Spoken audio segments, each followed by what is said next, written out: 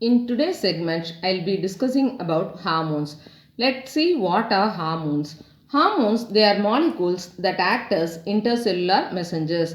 Hormones are molecules that act as intercellular messengers. Now we know that hormones are molecules that act as intercellular messengers. Let's see how are they produced. How are hormones produced? Where are they produced? Hormones are produced by endocrine glands in the body and they are poured directly in the bloodstream which transport them to the site of action. So now we know that hormones are molecules that act as intercellular messengers and these are produced by the endocrine glands in the body and they are poured directly in the bloodstream which transports them to the site of action. Hormones are produced by endocrine glands in the body and they are poured directly in the bloodstream which transports them to the site of action.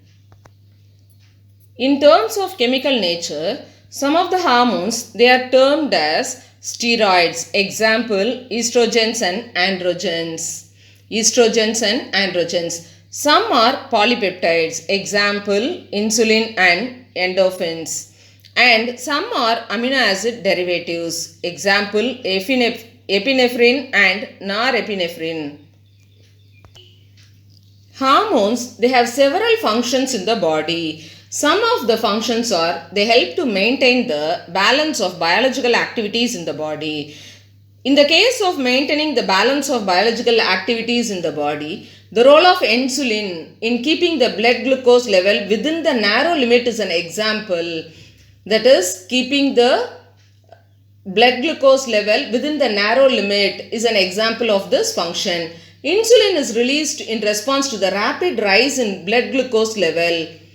On the other hand, hormone glucagon tends to increase the glucose level in the blood. The two hormones together regulate the glucose level in the blood.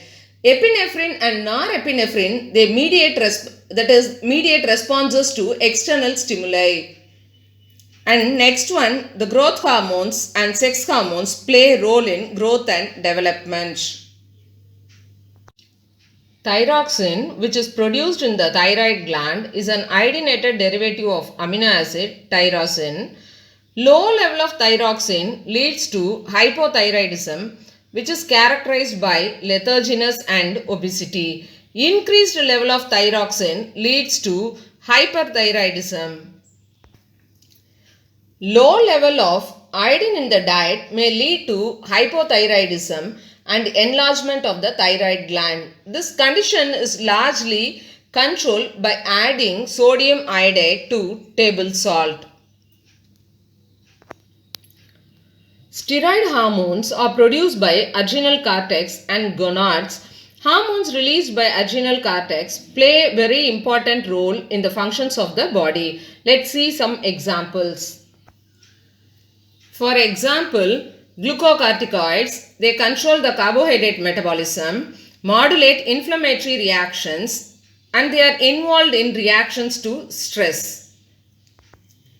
The mineralocorticoids, they control the level of excretion of water and salt by the kidney. Mineralocorticoids, they control the level of excretion of water and salt by the kidney. Glucocorticoids, they control the carbohydrate metabolism, modulate inflammatory reactions, and they are involved in reactions to stress.